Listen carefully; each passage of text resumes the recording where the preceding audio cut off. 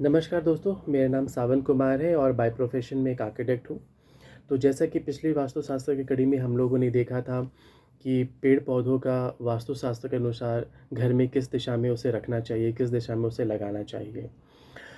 और उसी कड़ी में मैंने वादा किया था कि आने वाले कड़ी में मैं बताऊँगा कि वास्तुशास्त्र के अनुसार घर में किस तरह के पौधों को लगाना चाहिए, किन-किन पौधों को लगाना चाहिए।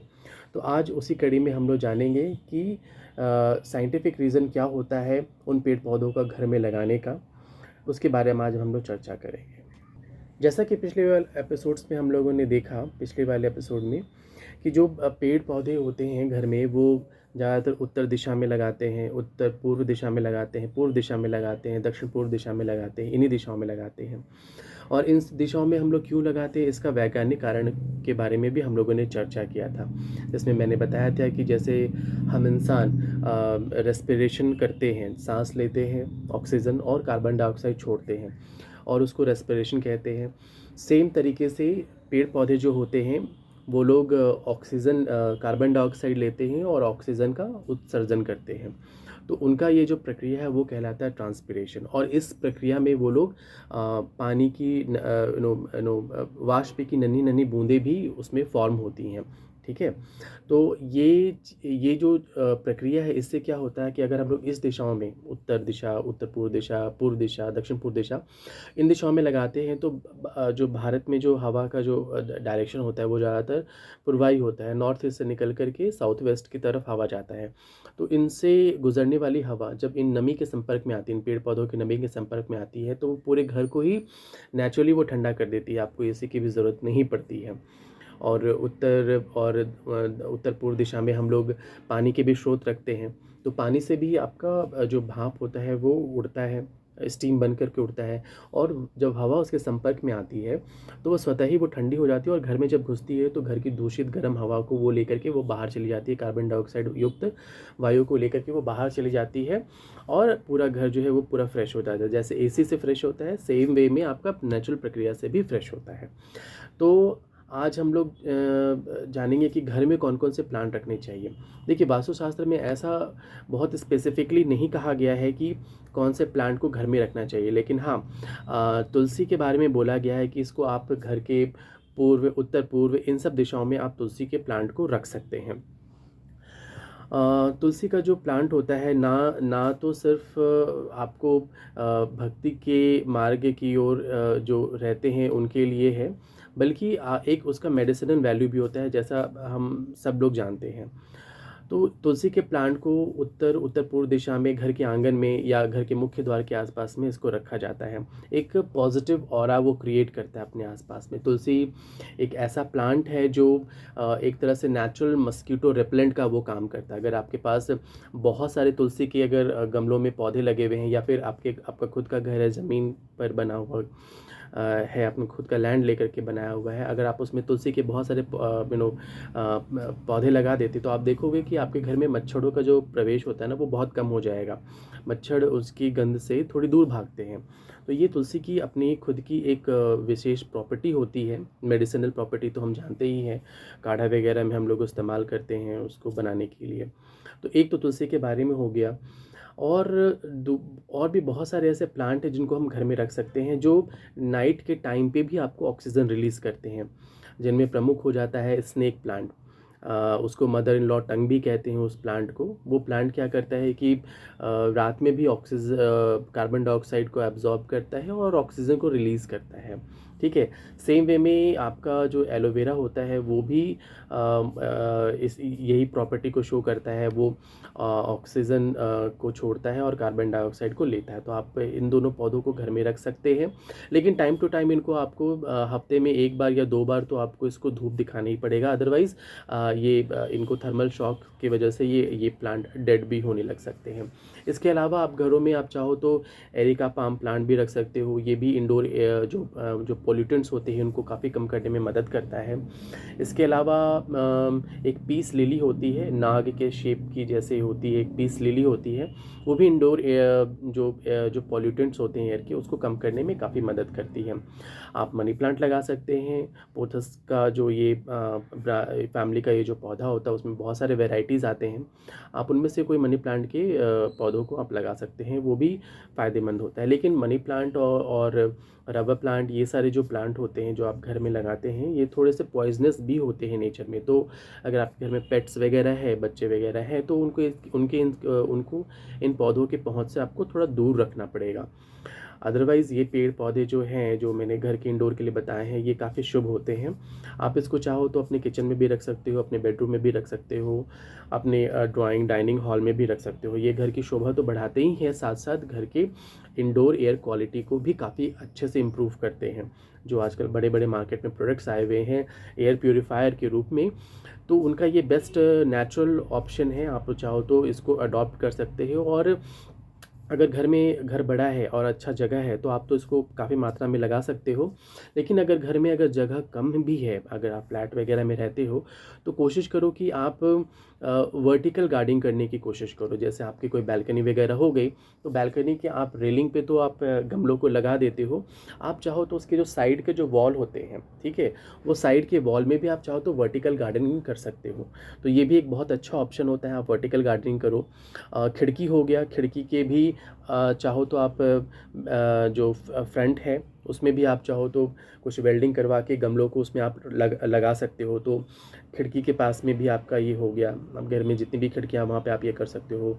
घर के मुख्य द्वार पे आप लगा सकते हो। अगर डायरेक्ट सनलाइट आता है आपके घर के मुख्य द्वार पे तो बहुत ही अच्छा है, वहाँ पे भी आप पेड़ पौधों को रख सकते हो। अदरवाइज़ वहाँ पे जो आप पेड़ पौधे रखोगे उसको टाइम टू टाइम आपको हफ्ते में 2 बार धूप दिखाना पड़ेगा। तो इस तरह से जो पेड़ पौधे होते हैं वो भी वास्तुशास्त्र में काफ़ी महत्वपूर्ण होते हैं और उनको भी बहुत अच्छा स्थान दिया गया है। तो वास्तुशास्त्र के अनुसार जो पेड़ पौधे रखे जाते हैं उनके बारे में बताया, और आपको मैंने उनका जो साइंटिफिक कारण है वो भी मैंने आपको बताया कि वो कैसे इंडोर एयर को क्वालिटी को इम्प्रूव करते हैं, पॉल्यूटेंट्स को एब्जॉर्ब करते हैं। जैसे आपके मनी प्लांट हो गए, तुलसी के प्लांट हो गए, तुलसी के प्लांट के बारे में मैंने स्टार्टिंग में भी बताया। देन उसके बाद आप चाहो तो लकी बैम्बू भी इन दोनों काफ़ी फेमस है। एक्चुअली में उसे फेंग शुई कहा जाता है, लेकिन मैं आपको एक चीज़ बता दूँ, फेंग शुई जैसा आप कभी भी ट्रस्ट नहीं करो, क्योंकि फेंग शुई है, जो लोग मानते हैं पता नहीं क्यों मानते हैं, वो दूसरे कंट्री के लिए वो उसको बनाया गया है। वहाँ का माहौल कुछ और है, वो हिमालय के उस पार है, वहाँ का वेदर कंडीशन अलग है, वहाँ का सब कुछ अलग है। अगर उसको आप डिट्टो अपने भारतीय जो जलवायु है, जो यहाँ का वातावरण है, उसके साथ अगर उसको कंबाइन करने के लिए चाहोगे तो वो चीज़ मैच नहीं होगा। लाफिंग बुद्धा आप लोग रखते हो और बहुत सारी चीज़ें आती हैं फेंग शुई की, तो वो मतलब वो उसका कोई ऐसा कोई सिग्निफिकेंस नहीं है। उसका सच में कोई सिग्निफिकेंस नहीं है। लाफिंग बुद्धा जैसा कुछ होता नहीं है। बुद्धा कभी भी उस तरह से लाफिंग करते हुए नहीं होते। एक तो मुझे तो लगता है कि अगर वैसा कुछ है तो वो उनका मखौल उड़ाने जैसा ही है। वो उतने भगवान का उनको दर्जा प्राप्त है, भगवान बुद्ध कहते हैं हम लोग उन्हें। और ऐसा फेंग शुई में पता नहीं कैसे है। तो मैं तो कभी भी इन सब फेंग शुई वगैरह में नहीं विश्वास करता हूँ। अपना भारतीय वास्तुशास्त्र जो है वो बहुत ही सटीक है और जो यहाँ के वातावरण के अनुसार लिखा गया है, ठीक है।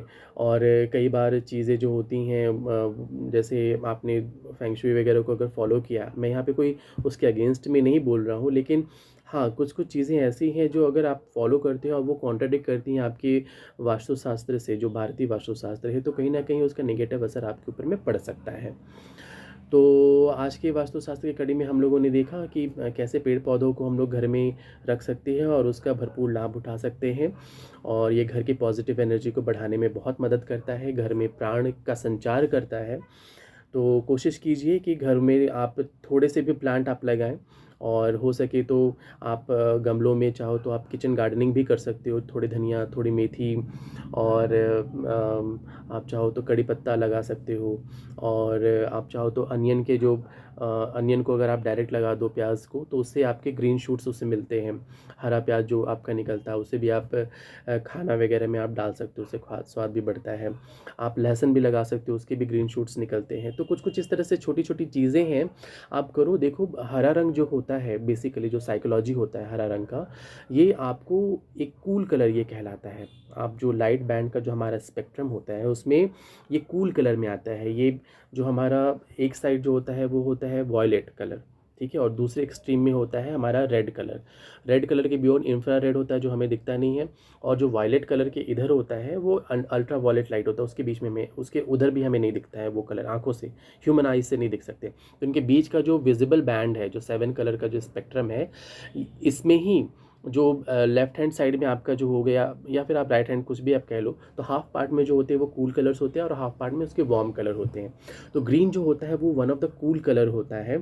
इसलिए आप देखते होगे कि हॉस्पिटल वगैरह में अधिकतर आपके ग्रीन कलर के पर्दे वगैरह लगाए जाते हैं।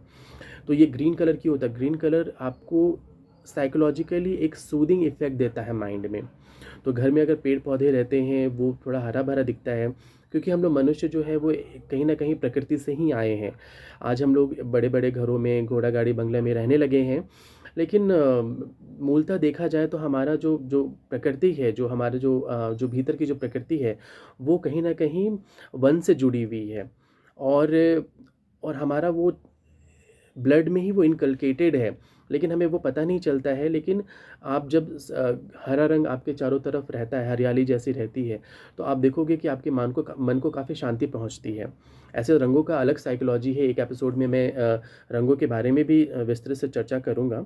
तो आप देख सकते हो कि कोई अगर हरे रंग का कपड़ा पहना हुआ है और उसके बाजू में ही कोई पीले रंग का कपड़ा पहना हुआ है, तो पीला रंग आपको बहुत ब्राइट लगेगा और उसका साइकोलॉजी आप देखोगे तो आपको कुछ और फील होगा।